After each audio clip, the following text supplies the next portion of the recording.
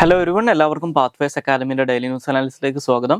ഇന്ന് നമ്മൾ ഡിസ്കസ് ചെയ്യുന്ന topics payment banks, Bamar people, MQ9B, finance commission, BRICS, internet shut down and its impact, places in news ആയിട്ട് Tigray. അപ്പോൾ അതിൽ ആദ്യം ഡിസ്കസ് ചെയ്യാൻ പോകുന്നത് പേയ്മെൻറ്റ് ബാങ്ക്സിനെ കുറിച്ചാണ്. ഈ പേയ്മെൻറ്റ് ബാങ്ക് എന്ന് പറയുന്ന ടോപ്പിക് ഇപ്പോൾ നമ്മൾ ഡിസ്കസ് ചെയ്യുന്നതിൻ്റെ കോണ്ടെക്സ്റ്റ് എന്ന് പറയുന്നത് ഇന്ത്യയിലെ പ്രധാനപ്പെട്ട പേയ്മെൻറ്റ് ബാങ്കുകളൊന്നായിട്ടുള്ള പേടിഎമ്മിൻ്റെ ചില സർവീസസ് ഫെബ്രുവരി അവസാനത്തോടു കൂടിയിട്ട് നിർത്തലാക്കുന്നതിന് വേണ്ടിയിട്ട് RBI ഫെബ്രുവരി 29 ആകുമ്പോഴേക്കും നിർത്തുന്നതിന് വേണ്ടിയിട്ട് RBI ഒരു ഗൈഡൻസ് അല്ലെങ്കിൽ ഒരു നോട്ടിഫിക്കേഷൻ ഇപ്പോൾ ഇഷ്യൂ ചെയ്തിട്ടുണ്ട്. അപ്പോൾ ആ ഒരു കോണ്ടെക്സ്റ്റിൽ ഇതുമായിട്ട് ബന്ധപ്പെട്ട് ഇന്നത്തെ ദ ഹിന്ദുവിൻ്റെ പേജ് 1 അവരൊരു റിപ്പോർട്ട് പബ്ലിഷ് ചെയ്തിട്ടുണ്ട്. അപ്പോൾ ആ ഒരു കോണ്ടെക്സ്റ്റിലാണ് നമ്മൾ ഇതിനെക്കുറിച്ച് ഡിസ്കസ് ചെയ്യുന്നത്. പേയ്മെൻറ്റ് ബാങ്കുകൾ എന്ന് പറയുന്നത് ശരിക്കും ഇന്ത്യയുടെ ബാങ്കിങ് സെക്ടറിനകത്ത് ഒരു 2014 തൊട്ട് വന്നിട്ടുള്ളൊരു പുതിയൊരു കൺസെപ്റ്റാണ്. അപ്പോൾ ഇതിൻ്റെ ലക്ഷ്യം എന്ന് പറയുന്നത് ഇന്ത്യയിലുള്ള നമ്മുടെ ഫോർമൽ ആയിട്ടുള്ള ബാങ്കിങ് സെക്ടേഴ്സിലേക്ക് നോർമലി ആക്സസ് കിട്ടാത്ത ആളുകൾക്ക്, അല്ലെങ്കിൽ സ്മോൾ സ്കെയിൽ ബിസിനസ്സുകൾക്ക്, ലോ ഇൻകം ഹൗസ് ഹോൾഡുകൾക്ക്, അല്ലെങ്കിൽ മൈഗ്രൻ്റ് ലേബർ ഫോഴ്സിന്, ഇങ്ങനെയുള്ള ആളുകൾക്ക് ബാങ്കിങ് സെക്ടറിലേക്ക് അല്ലെങ്കിൽ അവർക്ക് എസെൻഷ്യൽ ആയിട്ടുള്ള ഫിനാൻഷ്യൽ സർവീസസ് കിട്ടുന്നതിന് വേണ്ടിയിട്ട്, അത് പ്രൊവൈഡ് ചെയ്യുന്നതിന് വേണ്ടിയിട്ടുള്ള ബാങ്കുകളാണ് പേയ്മെൻറ്റ് ബാങ്കുകൾ എന്ന് പറയുന്നത്. അപ്പോൾ പേയ്മെൻറ്റ് ബാങ്കുകൾ നമുക്ക് എക്സാക്ട്ലി ഒരു ബാങ്ക് ആണെന്ന് പറയാൻ പറ്റില്ല. പക്ഷേ ചില ബാങ്കിങ് സർവീസസ് ഒക്കെ, അല്ലെങ്കിൽ ബേസിക് ആയിട്ടുള്ള കുറച്ച് ബാങ്കിങ് സർവീസസ് ഇത്തരത്തിലുള്ള ഗ്രൂപ്പുകൾക്ക് കൊടുക്കാൻ വേണ്ടിയിട്ട് ഇവർക്ക് സാധിക്കും. അപ്പോൾ അതുകൊണ്ട് തന്നെ ഒരു നോർമലി ബാങ്കിൻ്റെ മുകളിൽ ഉണ്ടാകുന്ന അത്ര സ്ട്രിക്റ്റ് ആയിട്ടുള്ള റെഗുലേഷൻസ് പേയ്മെൻറ്റ് ബാങ്കുകളുടെ മുകളിൽ നമുക്ക് കാണാൻ സാധിക്കില്ല. അവർ പ്രൊവൈഡ് ചെയ്യുന്ന സർവീസസും നോർമൽ ബാങ്കുകളുമായിട്ട് കമ്പയർ ചെയ്യുമ്പോൾ കുറവായിരിക്കും. അപ്പോൾ ഇത് കുറച്ചും കൂടി ആക്സസിബിൾ ആണെന്നുള്ളതുകൊണ്ടാണ് ഇതിനെ പ്രൊമോട്ട് ചെയ്യാനുള്ള കാരണം. അപ്പോൾ കുറച്ചും കൂടി ഈ ഫിനാൻഷ്യൽ ഇൻക്ലൂഷൻ്റെ ഒക്കെ ഭാഗമായിട്ടാണ് RBI ഇങ്ങനൊരു കാഴ്ചപ്പാട് അല്ലെങ്കിൽ ഇങ്ങനെ പുതിയൊരു സിസ്റ്റം ഓഫ് ബാങ്കിങ് 2014 ഇൻട്രൊഡ്യൂസ് ചെയ്യുന്നത്. അപ്പോൾ അതുകൊണ്ട് തന്നെ ഞാൻ നേരത്തെ സൂചിപ്പിച്ച പോലെ പ്രധാനപ്പെട്ട ബാങ്കിങ് സർവീസസ് ഒക്കെ ഇവർക്ക് ക്യാരി ഔട്ട് ചെയ്യാൻ പറ്റും. പക്ഷേ നമ്മൾ നോർമലി ബാങ്കുകൾ ഓപ്പറേറ്റ് ചെയ്യുന്ന രീതിയിലല്ല ഇവർ ഓപ്പറേറ്റ് ചെയ്യുക. നോർമലി ബാങ്കുകൾ എങ്ങനെയാണ് ഓപ്പറേറ്റ് ചെയ്യുന്നത്? അവർ ബേസിക്കലി ആളുകളുടെ കയ്യിൽ നിന്ന് ഡെപ്പോസിറ്റ് സ്വീകരിക്കും, ആ ഡെപ്പോസിറ്റ് ലോൺ ആയിട്ട് കൊടുക്കും. ഇതിനകത്ത് വരുന്ന ഇൻട്രസ്റ്റ് ഡിഫറൻസ് ആണ് അവരുടെ ലാഭം എന്ന് പറയുന്നത്. പക്ഷേ പേയ്മെൻറ്റ് ബാങ്കുകൾക്ക് ഇത്തരത്തിൽ ലോൺസോ അല്ലെങ്കിൽ ക്രെഡിറ്റ് കാർഡുകളൊന്നും ഇഷ്യൂ ചെയ്യാനുള്ള അധികാരം ഇല്ല. പക്ഷേ അതേ സമയത്ത് ഇവർക്ക് ഡിമാൻഡ് ഡെപ്പോസിറ്റുകൾ, ഇപ്പോൾ നമ്മൾ കറണ്ട് അക്കൗണ്ട് അതുപോലെ തന്നെ സേവിങ്സ് അക്കൗണ്ട് പോലുള്ള ഡിമാൻഡ് ഡെപ്പോസിറ്റുകൾ സ്വീകരിക്കാൻ പറ്റും. പക്ഷേ അപ് ടു 1 lakh വരെയുള്ള ഡിമാൻഡ് ഡെപ്പോസിറ്റുകളെ സ്വീകരിക്കാൻ പറ്റൂ. അതുപോലെ തന്നെ ഇവർക്ക് റെമിറ്റൻസ് സർവീസസ് പ്രൊവൈഡ് ചെയ്യാം, മൊബൈൽ പേയ്മെൻറ്റ്സ് അല്ലെങ്കിൽ മൊബൈൽ ട്രാൻസ്ഫേഴ്സ്, പെർച്ചേസസ്, മറ്റുള്ള അത്തരത്തിലുള്ള ബാങ്കിങ് സർവീസസ് പ്രൊവൈഡ് ചെയ്യാം, ATM ഡെബിറ്റ് കാർഡുകൾ ഇഷ്യൂ ചെയ്യാം, നെറ്റ് ബാങ്കിങ് കൊടുക്കാം, third party payment fund transfer hello ചെയ്യാം. ഇത്തരത്തിലുള്ള ഒരുമാതിരിപ്പെട്ട ബാങ്കിങ് സർവീസസ് ഒക്കെ ആളുകൾക്ക് കൊടുക്കാൻ പറ്റും. പക്ഷേ ക്രെഡിറ്റ് പോലുള്ള കാര്യങ്ങൾ ചെയ്യാൻ പറ്റില്ല എന്ന് മനസ്സിലാക്കി. ഇതാണ് പേയ്മെൻറ്റ് ബാങ്കുകൾ. അപ്പോൾ ഈ പേയ്മെൻറ്റ് ബാങ്കുകൾ എസ്റ്റാബ്ലിഷ് ചെയ്യാൻ കാരണമാവുന്നത് ഈ കാലഘട്ടത്തിൽ 2013-14 കാലഘട്ടത്തിൽ RBI ഇതുമായിട്ട് ബന്ധപ്പെട്ടിട്ടുള്ള പഠനങ്ങൾ നടത്തുന്നതിന് വേണ്ടിയിട്ട് ഒരു ഡോക്ടർ നച്ചികേത് മോർ എന്ന് പറയുന്ന ആളുടെ നേതൃത്വത്തിൽ ഒരു കമ്മിറ്റി അപ്പോയിന്റ് ചെയ്തിട്ടുണ്ടായിരുന്നു. അതാണ് നച്ചികേത് കമ്മിറ്റി എന്ന് അറിയപ്പെടുന്നത്. അപ്പോൾ ആ കമ്മിറ്റി റെക്കമെൻഡേഷൻ്റെ അടിസ്ഥാനത്തിൽ 2014 തൊട്ടാണ് ഇത് നടപ്പിലാക്കി തുടങ്ങുന്നത്, അല്ലെങ്കിൽ പേയ്മെൻറ്റ് ബാങ്കുകൾ ഇന്ത്യയിൽ വന്നു തുടങ്ങുന്നത്. ഇനി നമുക്ക് രണ്ടാമതായിട്ട് ഡിസ്കസ് ചെയ്യാനുള്ള ടോപ്പിക്ക് ബമാർ പീപ്പിളിനെ കുറിച്ചാണ്. ബമാർ പീപ്പിൾ എന്ന് പറയുന്നത്, അവരെക്കുറിച്ച് ഇപ്പോൾ ഡിസ്കസ് ചെയ്യുന്നതിൻ്റെ കോണ്ടെക്സ്റ്റ് എന്ന് പറയുന്നത് ഇന്ത്യയുടെ അയൽ രാജ്യമായിട്ടുള്ള മ്യാൻമാറിൽ ഇപ്പോൾ വലിയ രീതിയിൽ ഒരു സിവിൽ വാർ ലൈക്ക് സിറ്റുവേഷനിലേക്ക്, അല്ലെങ്കിൽ ഒരു ആഭ്യന്തര യുദ്ധത്തിൻ്റെ അവസ്ഥയിലേക്ക് കാര്യങ്ങൾ പോയിക്കൊണ്ടിരിക്കുകയാണ്. ആ ഒരു കോണ്ടെക്സ്റ്റിൽ ഈ മ്യാൻമാറിൽ നടക്കുന്ന പ്രശ്നങ്ങളെക്കുറിച്ച് ഫൈൻഡിങ് ലൈറ്റ് ഇൻ മ്യാൻമാർസ് ഡാർക്ക്നെസ് എന്ന് പറഞ്ഞിട്ട് രാജീവ് ഭാട്ടിയ എന്ന് പറയുന്ന ഒരു സ്കോളർ ഉണ്ട്, അല്ലെങ്കിൽ അതേപോലെ തന്നെ മ്യാൻമാറിൽ പണ്ട് ഇന്ത്യയുടെ അംബാസിഡറൊക്കെ ആയിട്ട് പ്രവർത്തിച്ചിട്ടുള്ള ഒരാളാണ്. അദ്ദേഹം എഴുതിയിട്ടുള്ള ഒരു ആർട്ടിക്കിൾ ഹിന്ദുവിൻ്റെ പേജ് 9 അവർ പബ്ലിഷ് ചെയ്തിട്ടുണ്ട്. അപ്പോൾ ആ ഒരു കോണ്ടെക്സ്റ്റിലാണ് നമ്മൾ ഈ ബമാർ പീപ്പിളിനെ കുറിച്ച് ഡിസ്കസ് ചെയ്യുന്നത്. ബമാർ പീപ്പിളിനെ കുറിച്ച് പറയാനുള്ള കാരണം എന്താണെന്ന് വെച്ച് കഴിഞ്ഞാൽ മ്യാൻമാറിലെ ഏറ്റവും വലിയ എത്നിക് ഗ്രൂപ്പാണ് ഈ ബമാർ കമ്മ്യൂണിറ്റി എന്ന് പറയുന്നത്. ഇതൊരു സൗത്ത് ഈസ്റ്റ് ഏഷ്യൻ എത്നിക് ഗ്രൂപ്പാണ്. അവർ മ്യാൻമാറിലെ ഇറവാഡി റിവർ ബേസിനിലാണ് പ്രധാനമായിട്ടും ജീവിക്കുന്നത്. മ്യാൻമാറിലെ ഏറ്റവും വലിയ എത്നിക് ഗ്രൂപ്പാണ് ഈ ബമാർസ് എന്ന് പറയുന്നത്. അതുപോലെ തന്നെ അവർ ടിബറ്റോ ബർമൻ എത്നിക് ഗ്രൂപ്പിൽ പെടുന്ന, അല്ലെങ്കിൽ ഒരു ലാർജർ കോണ്ടെക്സ്റ്റിൽ പറഞ്ഞു കഴിഞ്ഞാൽ ടിബറ്റോ ബർമൻ ഗ്രൂപ്പിൽ പെടുന്ന ഒരു എത്നിക് ഗ്രൂപ്പാണെന്ന് മനസ്സിലാക്കുക. മ്യാൻമാറിലെ ഏറ്റവും വലിയ എത്നിക് ഗ്രൂപ്പും കൂടിയാണിത്. അപ്പോൾ ഒരു പ്രിലിംസ് പോയിന്റ് ഓഫ് വ്യൂവിൽ ആരാണ് ഈ ബമാർ പീപ്പിൾ എന്ന് ജസ്റ്റ് ഒന്ന് അറിഞ്ഞിരിക്കുക. ഇനി അടുത്തതായിട്ട് ഡിസ്കസ് ചെയ്യാനുള്ള ടോപ്പിക്ക് MQ9B കുറിച്ചാണ്. MQ9B എന്ന് പറയുന്നത് ഇന്ത്യ ഇപ്പോൾ US കയ്യിൽ നിന്ന് അക്വയർ ചെയ്യാൻ വേണ്ടിയിട്ട് തീരുമാനിച്ചിട്ടുള്ള ഒരു അൺമാൻഡ് ഏരിയൽ വെഹിക്കിളാണ്, അല്ലെങ്കിൽ പോപ്പുലർലി ഒരു ഡ്രോൺ ആണ് MQ9B എന്ന് പറയുന്നത്. അപ്പോൾ ഈ MQ9Bയുടെ അക്വിസിഷൻ എന്ന് പറയുന്നത് ഇന്ത്യയുടെ തന്നെ ചരിത്രത്തിലെ ഏറ്റവും ചിലവേറിയിട്ടുള്ള ഡിഫൻസ് അക്വിസിഷൻസിൽ ഒന്നാണ്. ഏറ്റവും വലുതെന്ന് പറയാൻ പറ്റില്ലെങ്കിൽ വൺ ഓഫ് ദി ബിഗ്ഗസ്റ്റ്, അല്ലെങ്കിൽ വൺ ഓഫ് ദി എക്സ്പെൻസീവ് ആയിട്ടുള്ള ഡിഫൻസ് അക്വിസിഷൻസിൽ ഒന്നാണ്. കാരണം ഈ MQ9B പെർച്ചേസിന് വേണ്ടിയിട്ട് ഒരു 31 MQ9B ഡ്രോണുകൾ പെർച്ചേസ് ചെയ്യുന്നതിന് വേണ്ടിയിട്ട് നമ്മൾ എസ്റ്റിമേറ്റ് ചെയ്തിട്ടുള്ള കോസ്റ്റ് എന്ന് പറയുന്നത് ഏകദേശം $3 ബില്യൺ ആണ്. അപ്പോൾ ഇത് പർച്ചേസ് ചെയ്യുന്നതുമായിട്ട് ബന്ധപ്പെട്ടുള്ള ഡിസ്കഷൻസ് ഇപ്പോൾ നടന്നുകൊണ്ടിരിക്കുന്ന സമയത്താണ് US വെച്ചിട്ട് US സിറ്റിസൺ ആയിട്ടുള്ള ഒരു 6 സെപ്പറേറ്റിസ്റ്റ് ആയിട്ടുള്ള പന്നോനെ കൊല്ലാൻ നോക്കി എന്നുള്ള അല്ലെങ്കിൽ അസാസിനേറ്റ് ചെയ്യാൻ വേണ്ടിയിട്ട് ഇന്ത്യയുടെ ഭാഗത്തു നിന്ന് ശ്രമം നടന്നതിനുള്ള ആരോപണം വരുന്നതും, അപ്പോൾ ആ കാര്യത്തിനകത്ത് കൃത്യമായിട്ടുള്ള അന്വേഷണം ഇന്ത്യയുടെ ഭാഗത്തു നിന്ന് ഉണ്ടായിട്ടില്ലെങ്കിൽ ഇത് ഹോൾഡ് ചെയ്യേണ്ടി വരും എന്നുള്ളൊരു വാർത്ത ഇപ്പോൾ ന്യൂസിൽ വരുന്നുണ്ട്. അപ്പോൾ അതുമായിട്ട് ബന്ധപ്പെട്ട് ഹിന്ദുവിൻ്റെ പേജ് 12 ഇതുമായിട്ട് ബന്ധപ്പെട്ടുള്ള ഒരു ന്യൂസ് ആർട്ടിക്കിൾ അവർ പബ്ലിഷ് ചെയ്തിട്ടുണ്ട്. അപ്പോൾ ആ ഒരു കോണ്ടെക്സ്റ്റിലാണ് നമ്മൾ ഇതിനെക്കുറിച്ച് ഡിസ്കസ് ചെയ്യുന്നത്. സോ ഈ MQ-9B എന്ന് പറയുന്നത് actually US one of the ഈ പറയുന്ന അൺമാൻഡ് ഏരിയൽ വെഹിക്കിൾസ് അല്ലെങ്കിൽ അൺമാൻഡ് ആയിട്ടുള്ള വെഹിക്കിൾസ് പ്രൊഡ്യൂസ് ചെയ്യുന്ന പ്രധാനപ്പെട്ട കമ്പനികളിലൊന്നാണ് ജനറൽ അറ്റോമിക് ഇൻകോർപ്പറേറ്റ്സ് എന്ന് പറയുന്നത്. സോ ഈ ജനറൽ അറ്റോമിക് ഇൻകോർപ്പറേറ്റ്സ് നിർമ്മിച്ചിട്ടുള്ള ഒരു MQ-9 റീപ്പർ എന്ന് പറയുന്ന ഒരു അൺമാൻഡ് ഏരിയൽ വെഹിക്കിൾ അല്ലെങ്കിൽ ഒരു ഡ്രോൺ ഉണ്ട്. അതൊരു ഹൈ ആൾട്ടിറ്റ്യൂഡ് ലോ എൻഡ്യൂറൻസ് അല്ലെങ്കിൽ ഹെയിൽ എന്ന് പറയും, high altitude low endurance combat drone ആണ് ഈ പറയുന്ന MQ-9 റീപ്പർ എന്ന് പറയുന്നത്. കോമ്പാറ്റ് ഡ്രോൺ എന്ന് പറഞ്ഞാൽ വെപ്പൺസ് പേലോഡ് വഹിക്കാൻ ശേഷിയുള്ള ആക്രമണം നടത്താൻ കേപ്പബിൾ ആയിട്ടുള്ള ഡ്രോണുകളെയാണ് നമ്മൾ കോമ്പാക്ട് ഡ്രോണുകൾ എന്ന് വിളിക്കുക. സോ അപ്പോൾ അത്തരത്തിലുള്ള ഒരു കോമ്പാക്ട് ഡ്രോൺ ആണ് ഈ MQ-9 റീപ്പർ എന്ന് പറയുന്നത്. നേരത്തെ ഇതേ ജനറൽ അറ്റോമിക് തന്നെ നിർമ്മിച്ചിട്ടുള്ള ഒരു പ്രിഡേറ്റർ എന്ന് പറയുന്ന ഡ്രോൺ ഉണ്ട്. ആ പ്രിഡേറ്റർ ഡ്രോണിന്റെ ഒരു സക്സസറാണ് ഈ പറയുന്ന റീപ്പർ ഡ്രോൺ. അപ്പോൾ ഈ MQ-9 റീപ്പർ ഡ്രോണിന്റെ 2 വേരിയൻസ് ആണ് MQ-9B എന്ന് പറയുന്നത്. അപ്പോൾ MQ-9Bക്കകത്ത് 2 ടൈപ്പ് ഓഫ് MQ-9B ഡ്രോണുകളുണ്ട്. ഒന്ന് സ്കൈ ഗാർഡിയനും മറ്റൊന്ന് സീ ഗാർഡിയനുമാണ്. സോ ഈ സ്കൈ ഗാർഡിയൻ അതുപോലെ തന്നെ സീ ഗാർഡിയൻ ഡ്രോൺസ് എന്ന് പറയുന്നത് ഇതൊരു ഇപ്പോൾ ഈ MQ-9 റീപ്പർ പോലെ ഒരു കോമ്പാറ്റ് ഡ്രോൺ എന്നുള്ളതിനേക്കാട്ടിലും നിങ്ങൾക്ക് ഈ ഫോട്ടോയിലൊക്കെ കാണാൻ പറ്റുന്നത് പോലെ ISR മിഷൻസിന് യൂസ് ചെയ്യുന്ന അല്ലെങ്കിൽ ഇന്റലിജൻസ് സർവൈലൻസ് റിക്കണൈസൻസ് എന്ന് പറയും. അപ്പോൾ നമ്മൾ ഒരു ഏരിയനെ സ്റ്റഡി ചെയ്യാനോ അല്ലെങ്കിൽ ഒരു ഏരിയയിൽ നടക്കുന്ന എനിമി മൂവ്മെന്റ്സിനെ വാച്ച് ചെയ്യാനൊക്കെ വേണ്ടിയിട്ട് അത്തരത്തിലുള്ള നിരീക്ഷണങ്ങൾ നടത്തുന്നതിന് വേണ്ടിയിട്ട് യൂസ് ചെയ്യുന്ന ഡ്രോണുകളാണ് ISR ഡ്രോണുകൾ എന്ന് പറയുന്നത്. അപ്പോൾ ഇത്തരത്തിലുള്ള ISR മിഷൻസ് കണ്ടക്ട് ചെയ്യാൻ വേണ്ടിയിട്ടാണ് പ്രധാനമായിട്ടും ഈ സ്കൈ ഗാർഡിയൻ അതുപോലെ തന്നെ സീ ഗാർഡിയൻ ഡ്രോണുകൾ യൂസ് ചെയ്യുന്നത്. സ്കൈ ഗാർഡിയൻ എന്ന് പറഞ്ഞു കഴിഞ്ഞാൽ കുറച്ചും കൂടി നമുക്ക് ഈ കര ആയിട്ട് കിടക്കുന്ന പ്രദേശങ്ങൾ അല്ലെങ്കിൽ ലാൻഡ് ഏരിയാസിലുള്ള സർവൈലൻസ് കണ്ടക്ട് ചെയ്യാനാണ് സ്കൈ ഗാർഡിയൻ ഡ്രോൺ യൂസ് ചെയ്യുക. സീ ഗാർഡിയൻ എന്ന് പറഞ്ഞു കഴിഞ്ഞാൽ ഈ പറയുന്ന സീ സർവൈലൻസിന് വേണ്ടിയിട്ട് അല്ലെങ്കിൽ കടലുള്ള പ്രദേശങ്ങളിൽ സർവൈലൻസ് നടത്താൻ വേണ്ടിയിട്ട് നേവീസ് യൂസ് ചെയ്യുന്ന ടൈപ്പ് ഓഫ് ഡ്രോൺ ആണ് സീ ഗാർഡിയൻ എന്ന് പറയുന്നത്. അപ്പോൾ ഈ 31 ഡ്രോണുകളിൽ കുറച്ചെണ്ണം സ്കൈ ഗാർഡിയനും കുറച്ചെണ്ണം സീ ഗാർഡിയനുമാണ്. അപ്പോൾ ഈ സീ ഗാർഡിയൻ എന്ന് പറയുന്നത് ഇന്ത്യൻ നേവിക്ക് വേണ്ടിയിട്ടും സ്കൈ ഗാർഡിയൻ എന്ന് പറയുന്നത് ഇന്ത്യൻ ആർമിക്കും ഇന്ത്യൻ എയർഫോഴ്സിനും വേണ്ടിയിട്ട് പർച്ചേസ് ചെയ്യാനാണ് ഗവൺമെന്റ് തീരുമാനിച്ചിട്ടുള്ളത്.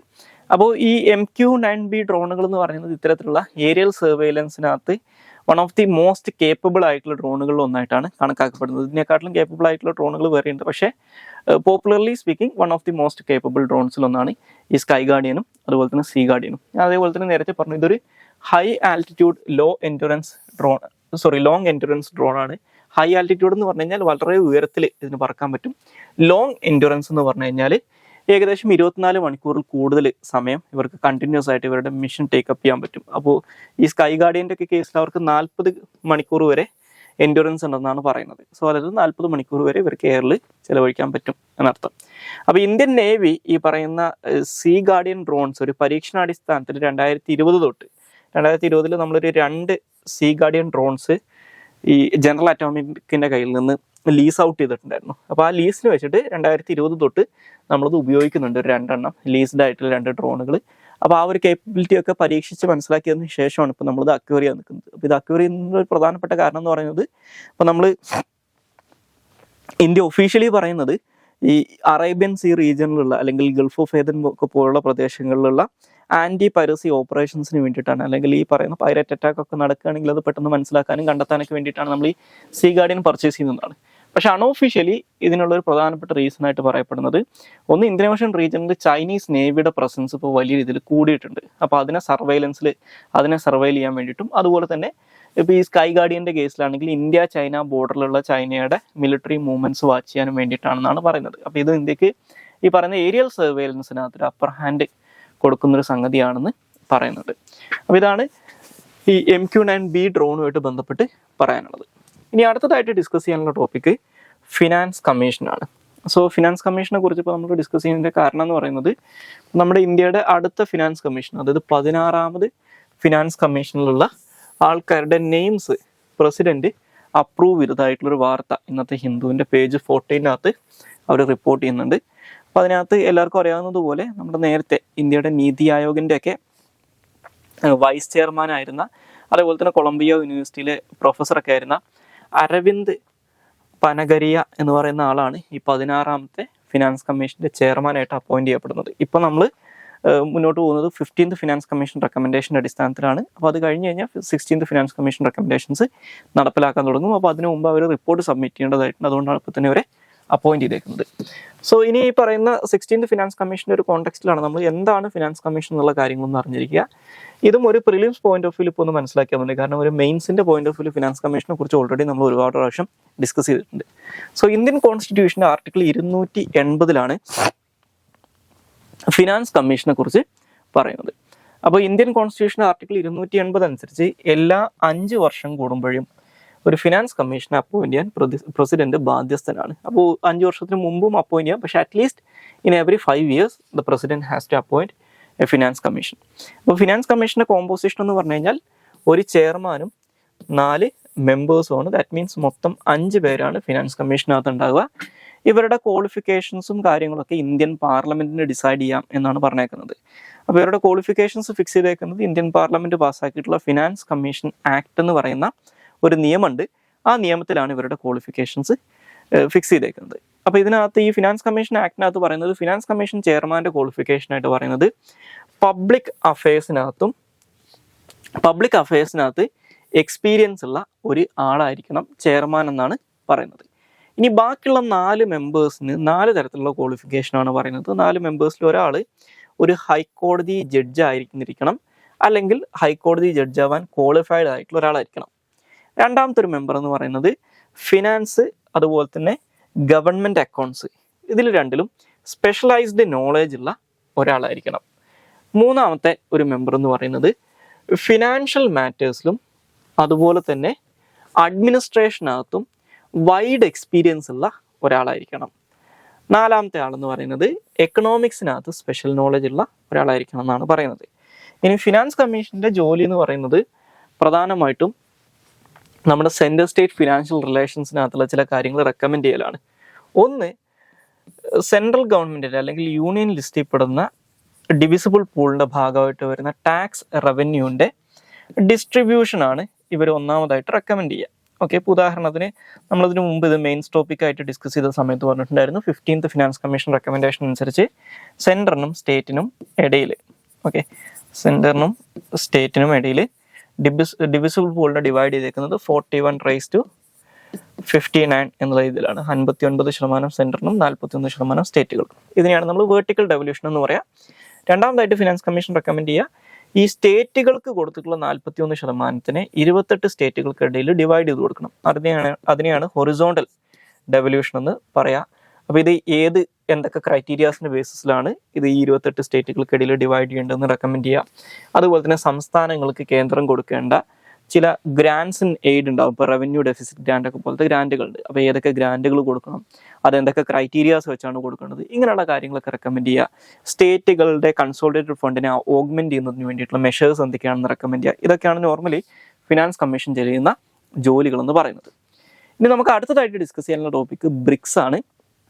സോ ബ്രിക്സിനെ കുറിച്ച് ഇപ്പോൾ ഡിസ്കസ് ചെയ്യാനുള്ള കാരണം ഇന്നത്തെ ഇന്ത്യൻ എക്സ്പ്രസിൻ്റെ വേൾഡ് പേജിനകത്ത് ബ്രിക്സ് എക്സ്പാൻഷനുമായിട്ട് ബന്ധപ്പെട്ടുള്ള ഒരു ആർട്ടിക്കിൾ അവർ പബ്ലിഷ് ചെയ്തിട്ടുണ്ട്. അതായത് ബ്രിക്സിനകത്ത് 2023 സൗത്ത് ആഫ്രിക്കയിൽ വെച്ച് നടന്നിട്ടുണ്ടായിരുന്ന ബ്രിക്സ് സമ്മിറ്റിൽ ബ്രിക്സിലേക്ക് പുതുതായിട്ട് 6 രാജ്യങ്ങളെ കൂടി അവർ ഇൻവൈറ്റ് ചെയ്തിട്ടുണ്ടായിരുന്നു. അപ്പോൾ അതിനകത്ത് 5 രാജ്യങ്ങൾ ബ്രിക്സിൽ ഇപ്പോൾ ജോയിൻ ചെയ്തിട്ടുണ്ട്. അതോടുകൂടി ബ്രിക്സിലെ മെമ്പേഴ്സിൻ്റെ എണ്ണം ഇപ്പോൾ 11ആയിട്ട് ഉയർന്നിട്ടുണ്ട്. അപ്പോൾ ആ ഒരു കോണ്ടെക്സ്റ്റിലാണ് ബ്രിക്സിനെ കുറിച്ച് ഇപ്പോൾ നമ്മൾ ഡിസ്കസ് ചെയ്യുന്നത്. സോ ബ്രിക്സ് എന്ന് പറഞ്ഞു കഴിഞ്ഞാൽ നമ്മുടെ ലോകത്തിലെ ഏറ്റവും പ്രധാനപ്പെട്ട ഒരു എമേർജിങ് ആയിട്ടുള്ള എക്കണോമീസിൻ്റെ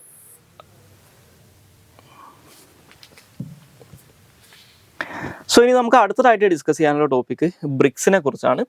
ബ്രിക്സിനെ കുറിച്ച് ഇപ്പോൾ നമ്മൾ ഡിസ്കസ് ചെയ്യാനുള്ള കാരണം ബ്രിക്സിലേക്ക് ഒരു പുതുതായിട്ട് 6 രാജ്യങ്ങളെ കൂടി ഇൻവൈറ്റ് ചെയ്യുന്നതിന് വേണ്ടിയിട്ട് കഴിഞ്ഞ സൗത്ത് ആഫ്രിക്കയിൽ വെച്ച് നടന്നിട്ടുണ്ടായിരുന്നു ബ്രിക്സ് സമ്മിറ്റിൽ തീരുമാനിച്ചിട്ടുണ്ടായിരുന്നു. അപ്പോൾ അതിനകത്ത് ഇൻവൈറ്റ് ചെയ്തിട്ടുള്ള 6 രാജ്യങ്ങളിൽ 5 രാജ്യങ്ങളും ഇപ്പോൾ ബ്രിക്സിൽ ജോയിൻ ചെയ്തിട്ടുള്ളതായിട്ടുള്ളൊരു വാർത്ത ഇന്നത്തെ ഇന്ത്യൻ എക്സ്പ്രസിൻ്റെ വേൾഡ് പേജിനകത്ത് അവർ പബ്ലിഷ് ചെയ്തിട്ടുണ്ട്. അപ്പോൾ ആ ഒരു കോണ്ടെക്സ്റ്റിലാണ് നമ്മളിതിനെക്കുറിച്ച് ഡിസ്കസ് ചെയ്യുന്നത്.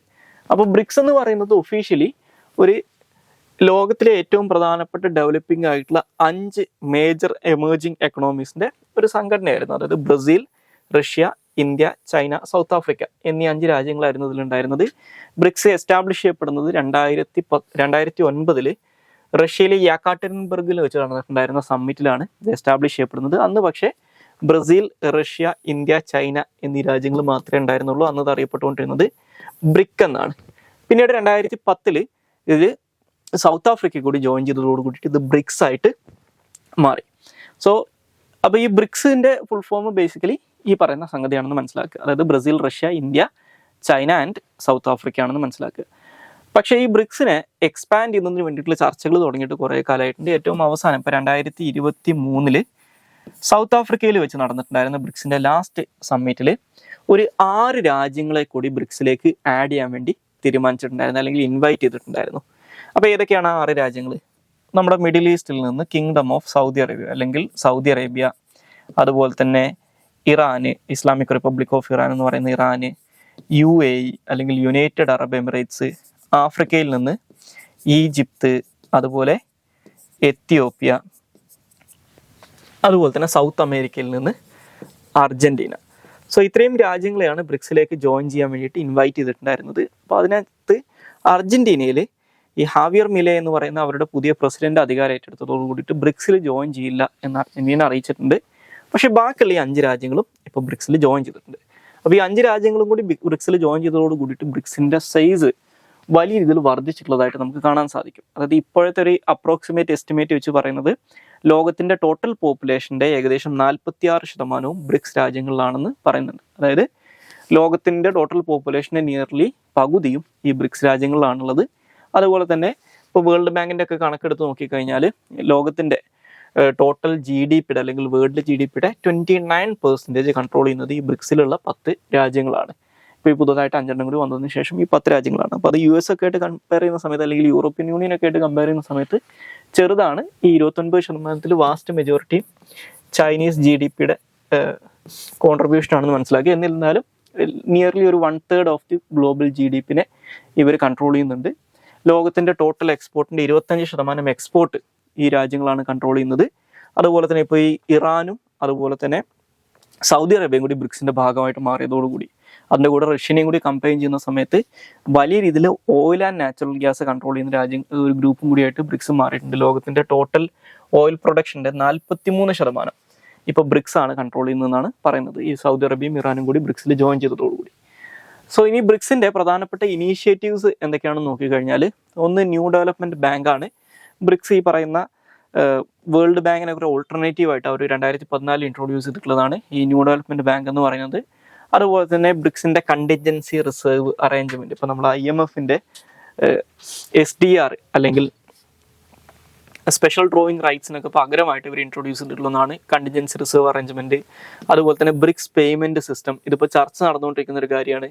അതുപോലെ തന്നെ ചർച്ച നടന്നുകൊണ്ടിരിക്കുന്ന മറ്റൊരു കാര്യമാണ് ബ്രിക്സ് ക്രെഡിറ്റ് റേറ്റിംഗ് ഏജൻസി. ഇപ്പോൾ ബ്രിക്സ് പേയ്മെന്റ് സിസ്റ്റം എന്ന് പറഞ്ഞു കഴിഞ്ഞാൽ ഇന്റർനാഷണൽ ബാങ്കിങ് പേയ്മെന്റിന് ഇപ്പോൾ ആളുകൾ യൂസ് ചെയ്യുന്നത് സ്വിഫ്റ്റ് എന്ന് പറയുന്ന പേയ്മെന്റ് സിസ്റ്റമാണ്. അതിന് പകരം അതിൻ്റെ ഓൾട്ടർനേറ്റീവ് ആയിട്ട് പ്രപ്പോസ് ചെയ്യുന്നതാണ് ബ്രിക്സ് പേയ്മെന്റ് സിസ്റ്റം. അതുപോലെ തന്നെ ഇന്റർനാഷണലി ഈ ക്രെഡിറ്റ് റേറ്റിംഗ് എന്ന് പറയുന്ന സംഭവം കൺട്രോൾ ചെയ്യുന്നത് US എന്നുള്ള 3 കമ്പനീസ് ആണ്. ഈ സ്റ്റാൻഡേർഡ് ആൻഡ് പൂവേഴ്സ്, മൂഡീസ് എന്നൊക്കെ പറയുന്ന ഒരു 2-3 കമ്പനീസ് ആണ്. അപ്പോൾ അതിന് പകരം ഓൾട്ടർനേറ്റീവ് ആയിട്ട് സ്വന്തമായിട്ട് ഒരു ക്രെഡിറ്റ് റേറ്റിംഗ് ഏജൻസി തുടങ്ങുന്നതിനെ കുറിച്ച് ഇവർ ആലോചന നടത്തുന്നുണ്ട്. അതുപോലെ തന്നെ ബ്രിക്സ് റിമോട്ട് സെൻസിങ് സാറ്റലൈറ്റ് എന്ന് പറയുന്ന ഏകദേശം 5-6 സാറ്റലൈറ്റുകൾ ഉൾപ്പെടുന്ന ഒരു കോൺസ്റ്റലേഷൻ ഉണ്ട്. അതുപോലെ തന്നെ ബ്രിക്സ് പേ എന്ന് പറയുന്ന ഒരു കാര്യത്തെക്കുറിച്ചും ഇപ്പോൾ ചർച്ചകൾ നടന്നുകൊണ്ടിരിക്കുന്നുണ്ട്. അതുപോലെ തന്നെ ബ്രിക്സ് കറൻസി എന്ന് പറയുന്ന കറൻസിയും പ്രപ്പോസ് ചെയ്യപ്പെടുന്നുണ്ട്, അല്ലെങ്കിൽ അതിനെക്കുറിച്ചുള്ള ചർച്ചകൾ നടക്കുന്നുണ്ടെന്ന് മനസ്സിലാക്കുക. ഇതൊക്കെയാണ് ഇവരുടെ പ്രധാനപ്പെട്ട ഇനീഷ്യേറ്റീവ്സ് ആയിട്ട് പറയാനുള്ളത്. ഇനി നമുക്ക് അടുത്തതായിട്ട് ഡിസ്കസ് ചെയ്യാനുള്ളത് internet shut down and it's impact ആണ്. അതായത് എങ്ങനെയാണ് ഇന്റർനെറ്റ് ഷട്ട് ഡൗൺ ഇമ്പാക്ട് ചെയ്യുന്നത് എന്നുള്ളത്. അപ്പോൾ ഇതുമായിട്ട് ബന്ധപ്പെട്ട് ഹിന്ദുവിൻ്റെ ടെക്സ്റ്റ് ആൻഡ് കോണ്ടെക്സ്റ്റിനകത്ത് അവരുടെ ആർട്ടിക്കിൾ പബ്ലിഷ് ചെയ്തിട്ടുണ്ട്. The great Indian internet shut down, how access to the world wide web is curtailed എന്ന് പറഞ്ഞിട്ട്. അതായത് നമ്മുടെ ഇന്ത്യ എന്ന് പറയുന്നത് അൺഫോർച്ചുനേറ്റ്ലി ഈ ഇന്റർനെറ്റ് ഷട്ട് ഡൗണിന്റെ കാര്യത്തിൽ ലോകത്തിലെ ഏറ്റവും നൊട്ടോറിയസ് ആയിട്ടുള്ള രാജ്യമാണ്. കാരണം ലോകത്തിലെ ഏറ്റവും അധികം ഇന്റർനെറ്റ് ഷട്ട് ഡൗൺ നടക്കുന്ന റെക്കോർഡ് ഇട്ടുള്ള രാജ്യമാണ് ഇന്ത്യ എന്ന് പറയുന്നത്. അപ്പോൾ അതിൻ്റെ ഇമ്പാക്റ്റിനെ കുറിച്ചും അതിൻ്റെ കോൺസിക്വൻസസിനെ കുറിച്ചും ഈ ഇന്റർനെറ്റ് ഷട്ട് ഡൗണിനെ കുറിച്ച് സപ്പോർട്ട് ചെയ്യുന്നതും അതിനെ ഒപ്പോസ് ചെയ്തും പറയുന്ന വാദഗതികൾ എന്തൊക്കെയാണെന്നാണ് നമ്മൾ ഇതിനകത്ത് ഡിസ്കസ് ചെയ്യുന്നത്. അപ്പോൾ ഇന്ത്യയിലെ ഇന്റർനെറ്റ് ഷട്ട് ഡൗണിനെ കുറിച്ചൊരു മൊത്തത്തിലുള്ളൊരു ഔട്ട്ലുക്ക് നോക്കിക്കഴിഞ്ഞാൽ 2012 തൊട്ട് 2022 ജൂൺ വരെയുള്ള കാലഘട്ടത്തിലെ കണക്കുകൾ മാത്രം എടുത്ത് നോക്കിക്കഴിഞ്ഞാൽ ഇന്ത്യയിൽ ഗവൺമെന്റ് ഇമ്പോസ്ഡ് ആയിട്ടുള്ള 639 ഇന്റർനെറ്റ് ഷട്ട് ഡൗൺസ് നടന്നിട്ടുണ്ടെന്നാണ് പറയുന്നത്. അപ്പോൾ അതുകൊണ്ട് തന്നെ ലോകത്തിൽ ഏറ്റവും കൂടുതൽ ഇന്റർനെറ്റ് ഷട്ട് ഡൗൺസ് നടക്കുന്ന രാജ്യമായിട്ട് അതോടുകൂടി ഇന്ത്യ മാറിയിട്ടുണ്ട്. ഇപ്പോൾ 2023 കണക്കും വ്യത്യാസമല്ല. 2023 ലോകത്തിലെ ഏറ്റവും അധികം ഇന്റർനെറ്റ് ഷട്ട് ഡൗൺ നടത്തിയിട്ടുള്ള രാജ്യങ്ങളൊന്ന് ഇന്ത്യ തന്നെയാണ്. അപ്പോൾ ഇനി ഇതിന്റെ ഇമ്പാക്റ്റുകൾ എന്തൊക്കെയാണെന്ന് വെച്ച് കഴിഞ്ഞാൽ, ഒന്ന്, ഈ ഇന്റർനെറ്റ് ഷട്ട് ഡൗൺ എന്ന് പറയുന്നത് ബേസിക്കലി ഒരു clear violation of fundamental rights ആണ്. കാരണം ആർട്ടിക്കിൾ 19 പറയുന്ന freedom of speech and expression, article 21 പറയുന്ന right to life and personal liberty, ഇതിനൊക്കെ വയലേറ്റ് ചെയ്യുന്നൊരു സംഗതിയാണ് ഇന്റർനെറ്റ് ഷട്ട് ഡൗൺസ് എന്ന് പറയുന്നത്. കാരണം ആളുകൾക്ക് കമ്മ്യൂണിക്കേറ്റ് ചെയ്യാൻ ആക്സസിലേക്കുള്ള അവർക്ക് കമ്മ്യൂണിക്കേഷൻ നെറ്റ്വർക്സിലേക്കുള്ള ആക്സസ് നഷ്ടപ്പെടുകയാണ്. ഇന്നത്തെ അവസ്ഥയിൽ നമുക്കൊരിക്കലും നമ്മുടെ ലൈഫിനെ ഇന്റർനെറ്റിൽ നിന്ന് മാറ്റി നിർത്തിക്കൊണ്ട് നമുക്കൊരു ലൈഫ് നിർമ്മിക്കുക എന്ന് പറയുന്നത് നിയർലി ഇമ്പോസിബിൾ ആണ്. അപ്പോൾ ആ ഒരു സാഹചര്യത്തിൽ ഇത് ഫണ്ടമെന്റൽ റൈറ്റിനെ വയലേറ്റ് ചെയ്യുന്നുണ്ടെന്ന് പറയാം. ഇതിന് വലിയ രീതിയിലുള്ള എക്കണോമിക് കോൺസിക്വൻസസ് ഉണ്ട്. കാരണം 2022-23 കാലഘട്ടത്തിലെ കണക്കുകൾ എടുത്ത് നോക്കിക്കഴിഞ്ഞാൽ ഇന്ത്യയിൽ ഇന്റർനെറ്റ് ഷട്ട് ഡൗൺ കാരണം ഏകദേശം $2 ബില്യൺ കൂടുതൽ നഷ്ടം ഇന്ത്യൻ എക്കണോമിക്ക് സംഭവിച്ചിട്ടുണ്ടെന്നാണ് പറയുന്നത്. അതുപോലെ തന്നെ ഇപ്പോൾ നമ്മൾ ഇന്നത്തെ കാലത്ത് എസ്പെഷ്യലി COVID-19 പാൻഡമിക്കിന് ശേഷം എഡ്യൂക്കേഷന് വേണ്ടിയിട്ട് വലിയ ഇതിൽ ഇന്റർനെറ്റിനെ ഡിപ്പെൻഡ് ചെയ്യുന്ന അല്ലെങ്കിൽ ഓൺലൈൻ ക്ലാസ്സും കാര്യങ്ങളൊക്കെ ആയിട്ട് ഡിപ്പെൻഡ് ചെയ്യുന്ന ഒരു അവസ്ഥയുണ്ട്. അപ്പോൾ അതിനകത്ത് ഡിസ്റപ്ഷൻസ് വരുത്തും. എസ്പെഷ്യലി ജമ്മു ആൻഡ് കാശ്മീർ, അതുപോലെ തന്നെ ഈ മണിപ്പൂർ പോലുള്ള പ്രദേശങ്ങളിൽ ഇത് വളരെ വലിയ കോൺസിക്വൻസസ് ഉണ്ടാക്കുന്നുണ്ടെന്ന് പറയാം. ഹെൽത്ത് കെയറിന് ഇമ്പാക്ട് ചെയ്യും. കാരണം ഈ ടെലിമെഡിസിൻ പോലുള്ള കാര്യങ്ങൾ ആശ്രയിക്കുന്ന ആൾക്കാരുണ്ട്. ഡിസാസ്റ്റർ മാനേജ്മെന്റ്, അതായത് ഇന്റർനെറ്റ് ഷട്ട് ഡൗൺ ഉള്ള സമയത്ത് എന്തെങ്കിലും ഡിസാസ്റ്റേഴ്സ് സംഭവിച്ചു കഴിഞ്ഞാൽ കൃത്യമായിട്ട് വാർണിംഗ് കൊടുക്കുന്നതിലും ഈ പറയുന്ന ഈ ഡിസാസ്റ്റർ റെസ്ക്യൂ അല്ലെങ്കിൽ ഡിസാസ്റ്റർ മാനേജ്മെന്റ് എഫേർട്സിനെ കോർഡിനേറ്റ് ചെയ്യുന്ന കാര്യത്തിലൊക്കെ അത് വലിയ രീതിയിൽ ഹിൻഡറൻസ് ക്രിയേറ്റ് ചെയ്യും.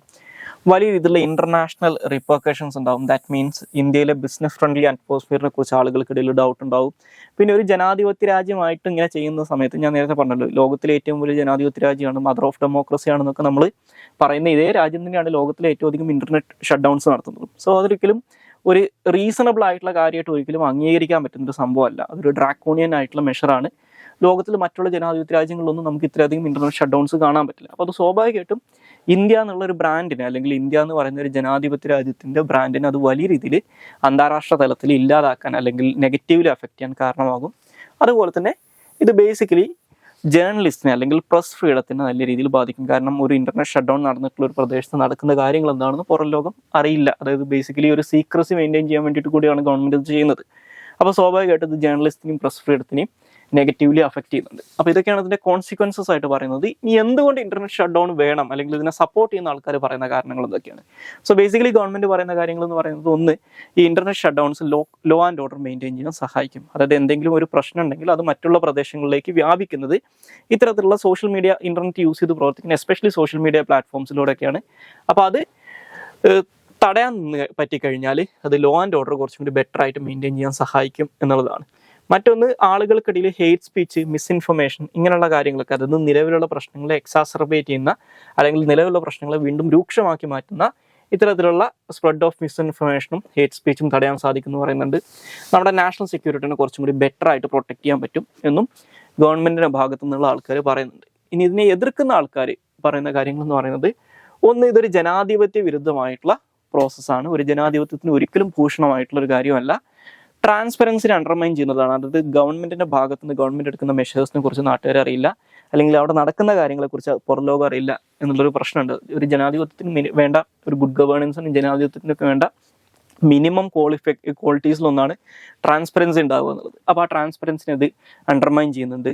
പലപ്പോഴും ഇത് കൗണ്ടർ പ്രൊഡക്റ്റീവ് ആണ്. അതായത് ഇന്റർനെറ്റ് ഷട്ട് ഡൗൺ ഉള്ള സമയത്ത് അത് ആളുകളെ ജനങ്ങളെ ഗവൺമെന്റിൽ നിന്ന് കൂടുതൽ അകറ്റാനും ജനങ്ങൾ കൂടുതൽ ഫ്യൂരിയസ് ആയിട്ട് മാറാനും കാരണമാകാറുണ്ട്. ഗവൺമെന്റിലുള്ള ട്രസ്റ്റ് ആളുകൾക്ക് നഷ്ടപ്പെടും. ഇതൊരു ആർബിട്രറി നേച്ചറിൽ പലപ്പോഴും യൂസ് ചെയ്യാറുണ്ട്. ഓക്കെ, അത് പലപ്പോഴും ഈ പറയുന്ന ഈ ഗവൺമെന്റിന്റെ വിംസ് ആൻഡ് വിഷസ് അനുസരിച്ച് അത് യൂസ് ചെയ്യുന്നത് നമുക്ക് കാണാൻ പറ്റും. അത് ഇപ്പോൾ ഉദാഹരണം പറഞ്ഞു കഴിഞ്ഞാൽ, കർഷക സമരം ഡൽഹിയിൽ നടത്തുന്ന സമയത്ത് ഇത്തരത്തിൽ ഗവൺമെന്റ് അവിടെ ഇന്റർനെറ്റ് ഷട്ട് ഡൗൺ ചെയ്തിട്ടുണ്ടായിരുന്നു. ഗവൺമെന്റിന് അഗെയിൻസ്റ്റ് ആയിട്ടുള്ള ഒരു പ്രൊട്ടസ്റ്റ് നടക്കുന്ന സമയത്ത് ഗവൺമെന്റ് അത് ഉപയോഗിക്കുക എന്ന് പറയുന്നത് ഒട്ടും ജനാധിപത്യപരമായിട്ടുള്ള ഒരു യൂസ് അല്ല, ഈവൻ ദോ അവർ എത്രയൊക്കെ സെക്യൂരിറ്റി റീസൺസ് പറഞ്ഞു കഴിഞ്ഞാലും. അതുപോലെ തന്നെ പലപ്പോഴും റൂട്ട് കോസിനെ അഡ്രസ് ചെയ്യാതെയാണ് ഈ ഇന്റർനെറ്റ് ഷട്ട് ഡൗൺ നടത്തുന്നത്. അത് ഗവൺമെന്റിനെതിരായിട്ടോ പല പ്രക്ഷോഭങ്ങളും അല്ലെങ്കിൽ ഗവൺമെന്റ് നേരിടുന്ന പ്രതിസന്ധികളും മറികടക്കാനുള്ള ഒരു മാർഗമായിട്ട് കാണുന്നത് ആൾക്കാരെ വായടപ്പിക്കാം എന്നുള്ള രീതിയിൽ ഇന്റർനെറ്റ് ഷട്ട് ഡൗൺ ചെയ്യുകയാണ് ചെയ്യുന്നത്. അപ്പോൾ ആ പ്രശ്നം പരിഹരിക്കാതെ അവിടെ തന്നെ കിടക്കും എന്നുള്ളതാണ് ഇതിന്റെ മറ്റൊരു ഇഷ്യൂ എന്ന് പറയുന്നത്. ഇനി അവസാനമായിട്ട് ഡിസ്കസ് ചെയ്യാനുള്ളത് പ്ലേസസ് ഇൻ ന്യൂസ് ആണ്. അത് ടൈഗ്രേ റീജിയൻ ആണ്. സോ ടൈഗ്രേ റീജിയൻ എന്ന് പറയുന്നത് ഒരു 2020 തൊട്ട് 2022 വരെയുള്ള കാലഘട്ടത്തിൽ എപ്പോഴും ന്യൂസിൽ വന്നിരുന്നൊരു സ്ഥലമാണ്. എത്യോപ്യയുടെ നോർത്തേൺ മോസ്റ്റ് ആയിട്ടുള്ള റീജിയൻ ആണ് ഈ ടൈഗ്രേ റീജിയൻ എന്ന് പറയുന്നത്. ഇവിടെ 2020 തൊട്ട് 2022 വരെ ഈ എത്യോപ്യയിലെ ഫെഡറൽ ഗവൺമെന്റും ഈ ടൈഗ്രേ റീജിയനും തമ്മിൽ ഒരു യുദ്ധം നടക്കുന്നുണ്ടായിരുന്നു. അപ്പോൾ അതിനെയാണ് ടൈഗ്രേ വാർ എന്നൊക്കെ പറയുന്നത്. സോ ഈ ടൈഗ്രേ റീജിയനിലെ ഏറ്റവും വലിയ സിറ്റിയും അവരുടെ ക്യാപിറ്റലും മെക്കലെ എന്ന് പറയുന്ന ഒരു പ്രദേശമാണ്. ഇനി ടൈഗ്രേ റീജിയൻ്റെ ബോർഡേഴ്സ് നോക്കിക്കഴിഞ്ഞാൽ ഇവരുടെ നോർത്തിലായിട്ട് എറിത്രിയ എന്ന് പറയുന്ന രാജ്യം കാണാൻ പറ്റും. അതുപോലെ തന്നെ ഇവരുടെ സൗത്തിലായിട്ട് എത്യോപ്യയിലെ തന്നെയുള്ള അംഹാറ എന്ന് പറയുന്ന റീജിയൻ ആണുള്ളത്. അതുപോലെ തന്നെ ഇവരുടെ ഈസ്റ്റേൺ സൈഡിലായിട്ട് അഫാർ എന്ന് പറയുന്ന ഒരു റീജിയൻ ഉണ്ട്. അതുപോലെ തന്നെ ഇവരുടെ വെസ്റ്റേൺ സൈഡിലായിട്ട് കിടക്കുന്നത് സുഡാനാണ്. സോ ഇതൊക്കെയാണ് ഇവരുടെ അതിർത്തി മേഖലകൾ എന്ന് പറയുന്നത്. ഇനി ടൈഗ്രേ റീജിയനിൽ പ്രധാനമായിട്ടും താമസിക്കുന്ന വിഭാഗങ്ങൾ എന്ന് പറയുന്നത് ഒന്ന് അവിടുത്തെ ടൈഗ്രയൻ അല്ലെങ്കിൽ ടെഗാറു എന്ന് പറയുന്ന എത്നിക് ഗ്രൂപ്പാണ്. പിന്നെ ഇറോബ്, അതുപോലെ തന്നെ കുനാമ എന്നൊക്കെ പറയുന്ന കമ്മ്യൂണിറ്റി പെടുന്ന ആൾക്കാരാണ് പ്രധാനമായിട്ട് അവിടെ താമസിക്കുന്നത്. അവിടുത്തെ മെയിൻ ഏറ്റവും വലിയ പോപ്പുലേഷൻ എന്ന് പറയുന്നത് ഈ ടൈഗ്രേയൻ പോപ്പുലേഷനാണ്. സോ നേരത്തെ അതേപോലെ പറഞ്ഞ പോലെ 2020 തൊട്ട് 2022 വരെ 2020 തൊട്ട് 2022 വരെ ഇവിടെ ഒരു യുദ്ധം ഇവിടുത്തെ എത്യോപ്യൻ ഫെഡറൽ ഗവൺമെന്റും ടൈഗ്രേയിലുള്ള റിബൽസും തമ്മിൽ നടക്കുന്നുണ്ടായിരുന്നു. അതാണ് ടൈഗ്രേ വാർ എന്നുള്ള പേരിൽ അറിയപ്പെടുന്നത്. സോ ഇത്രയും കാര്യങ്ങളാണ് ഇന്നത്തെ ഡെയിലി ന്യൂസ് അനാലിസിനകത്ത് ഡിസ്കസ് ചെയ്യാനുള്ളത്. Thank you all.